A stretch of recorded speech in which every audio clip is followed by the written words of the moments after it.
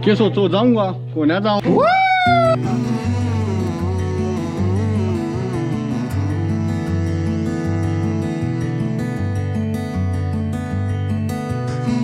Bangarh fort की तरफ जाते हुए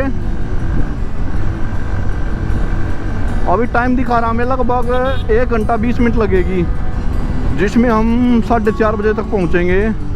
और गूगल मैप दिखा रहा कि 6 बजे बानगढ़ फोर्ट बंद होता है, कोई कह रहा 5 बजे बंद होता है।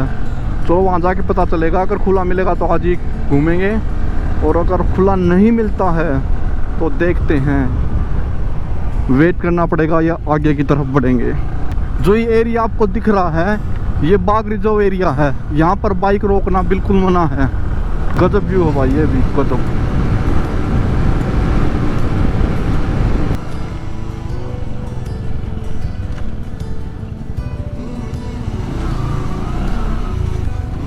भाई साहब ग्रीनरी देखो आप ऊपर, ऐसा मन कर रहा बस रोड ही दिखाता रहूं, इतने अच्छे सीन आ रहे हैं। वाह भाई वाह, भाई साहब गजब बन गई। वापस जाना पड़ गया ना इतनी दूर, तो गजब हो जाएगा यार।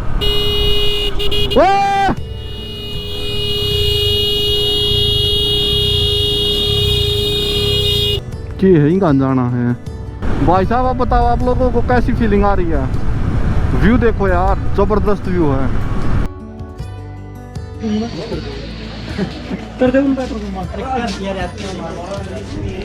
बानगढ़ फोर्ट में एंट्री करते हुए हमने आदमी को देखा है, डर किस्म कितना।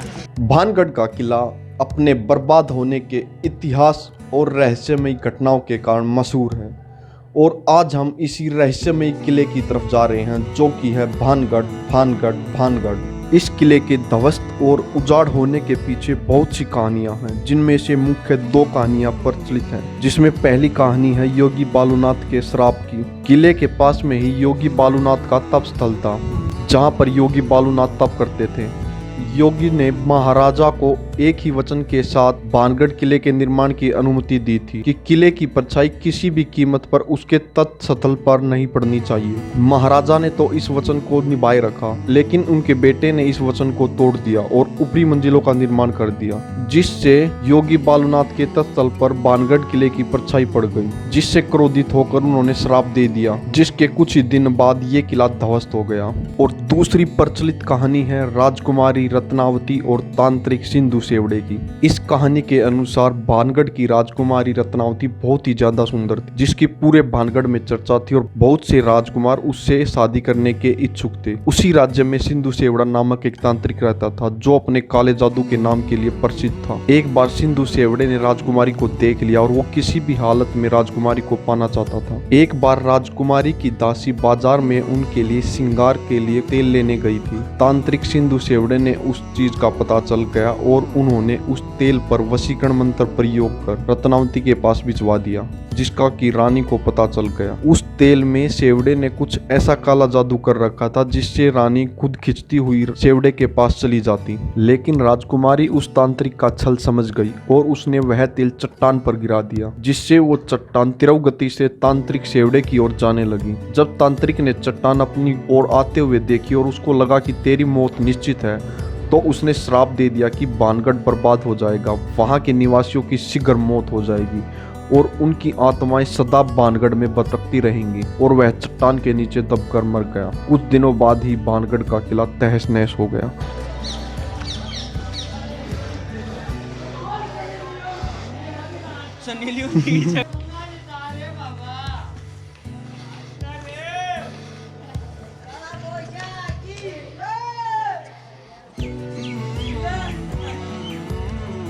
क्या सोचो जाऊंगा को ना जाऊं। जल्दी जल्दी देखा है क्या सोता के नहीं। क्यों कह रहा है? एक वो फिर मैंने बताया वो घोटा चाहिए ना, तो घोटे तोड़ दी। जब पापा मोहित हो गया था, सामने आदमी है।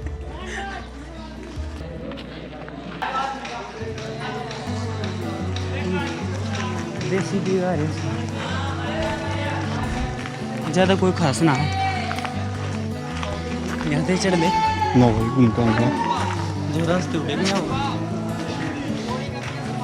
इनकी मैं चले गए दिखा से वो तक डरना जुदा फिर डरन थोड़ी आ रहा हूँ।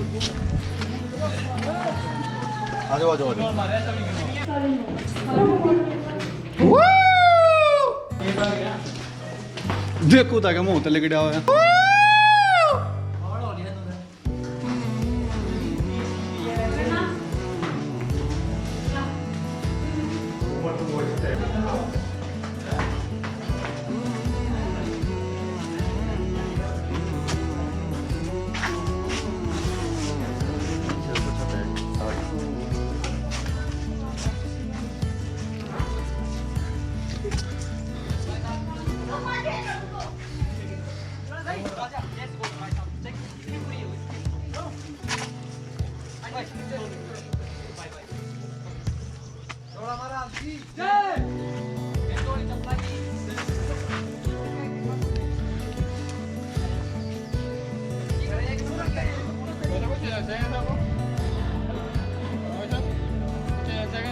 हाँ भाई देसी यात्री विकास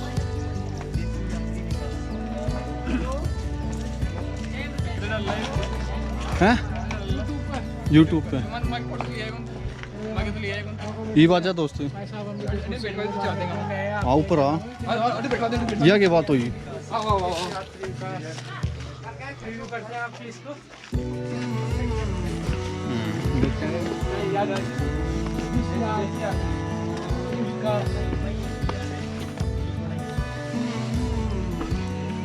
दुनिया की औली मर भी औली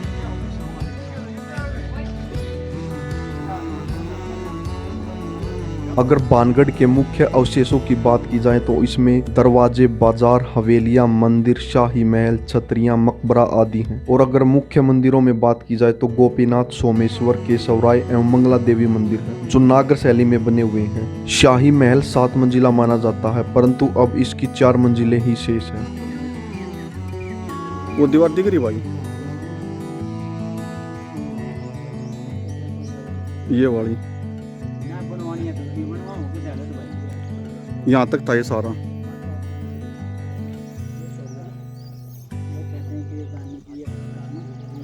जो दूर तक दिख रही हो तो आपको ये सारा वहाँ तक गांव बता रहे थे।